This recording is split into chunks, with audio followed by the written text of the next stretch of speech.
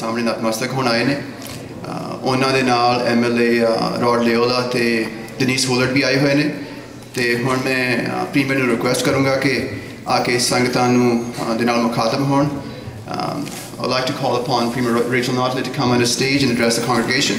She'll be accompanied by MLAs Rod Leola and Denise Woolard.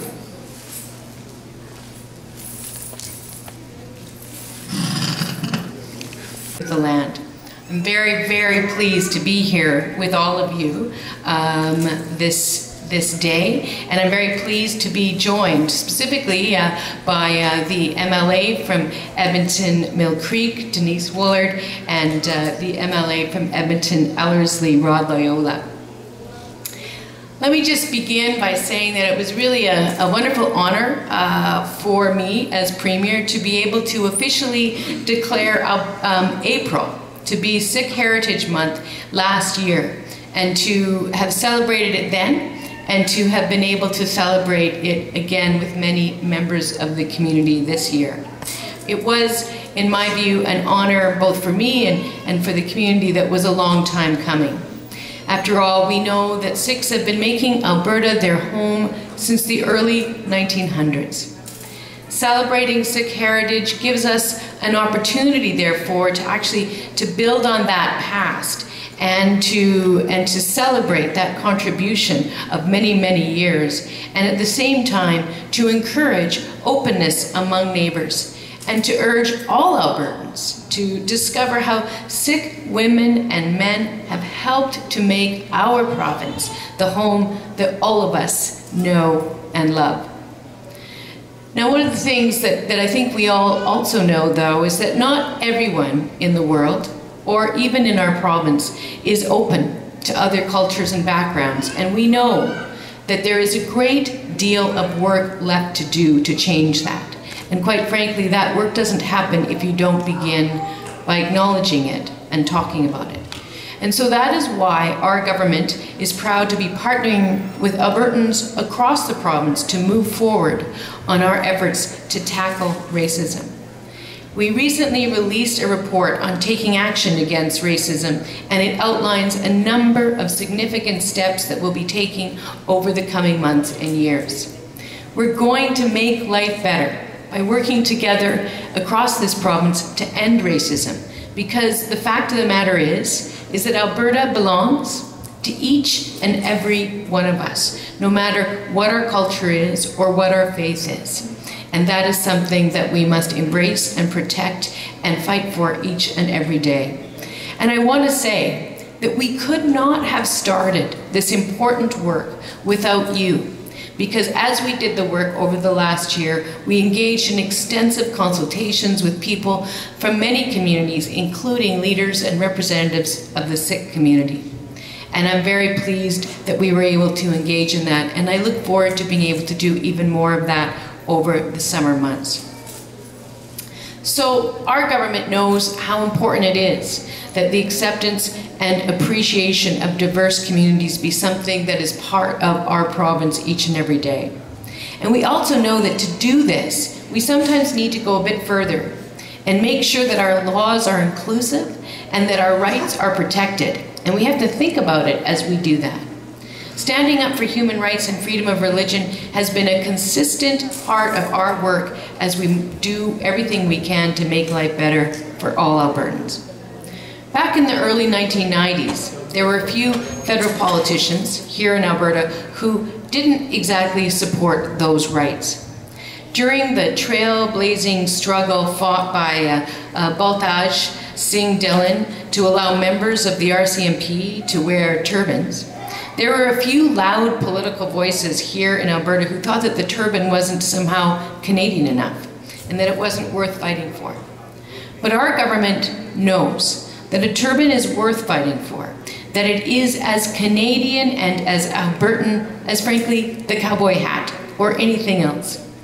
That's why I'm so proud of our efforts around motorcycle helmet laws, including how strongly MLA Rod Loyola advocated for this since the first day of our government. Literally, I think, well, it wasn't the first day, it was like the third day of government, he sat me down and said, this is something we need to do.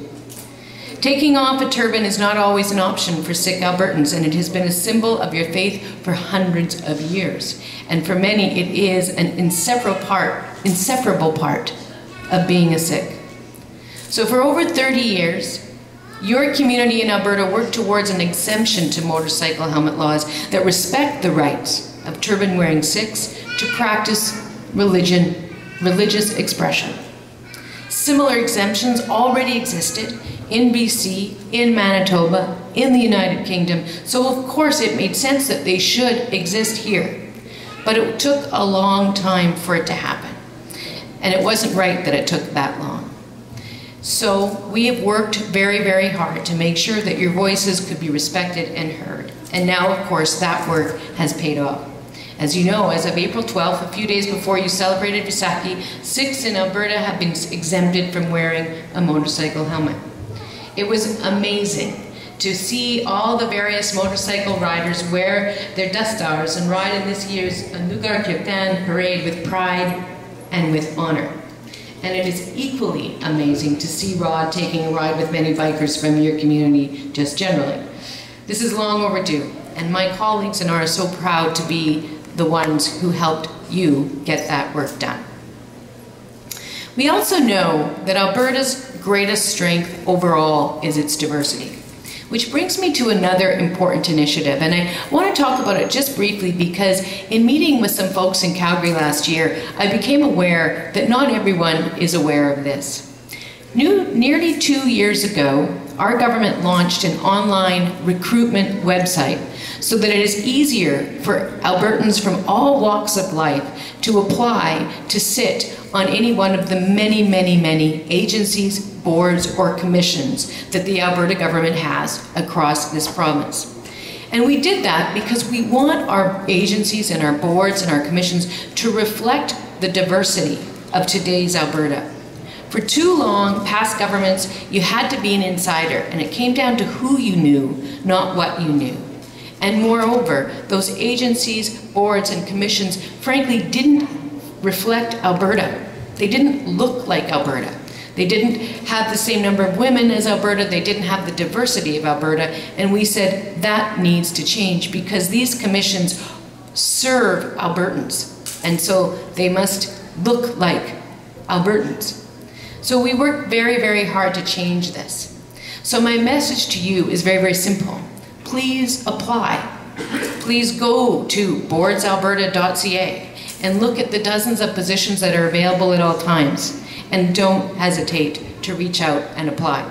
And I say this because lots of folks still don't know that that's there. And so it's a thing that we know we have to tell folks more and more about. So if you find a board that deals with an issue you're passionate about and you think you can contribute, don't hesitate. Just put your name forward. Our province moves forward when our boards and our agencies count on the rich experience of the women and the men of this province, from throughout this province. And we need more of you in those kinds of leadership positions. So, overall, we know that it's our job as a government to make life better for all Albertans. And that is the work that we do each and every day. That's why we are committed to making life more affordable for Albertans by expanding our $25 a day childcare programs, by freezing tuition rates, by capping electricity rates. It's why we're protecting and improving the services within our schools and our hospitals and other public services that families across this province rely on. And it's why we're helping to create jobs, with 90,000 new jobs created last year alone. We know that is at the very heart and soul of what's going to make life better for Alberta families. And it's why, last but not least, that we are continuing to fight each and every day to get a Canadian pipeline to Canadian Tidewater. Albertans know that pipelines are about more than just steel and energy. Pipelines, our oil sands, our energy industry, it's about good jobs for everyday people. And it's about our natural resources helping us build great lives for people. The resources that we own, making sure that we as the owners get the greatest amount of value from those resources to help us build our communities and make them stronger. Because when it comes down to it, pipelines equal schools, they equal hospitals, they equal great jobs. So we will keep fighting for that pipeline so that the Sikh community and all Albertans can continue to benefit from more and more good jobs returning to our economy and from more and more investment into protecting and preserving our schools and our hospitals as our population grows and the need continues to grow as well. And just last week, we learned that our efforts are paying off. Work on the pipeline is resuming this month, and in parts of BC as well. Sections of pipe are being delivered pretty much as we speak to Atchison and Edson, and we are closer than ever to getting this project finally built after 70 years of waiting.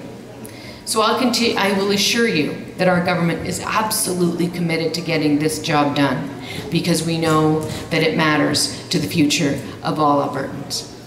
So with that, I want to say thank you. Thank you for letting me share a few words with you this morning.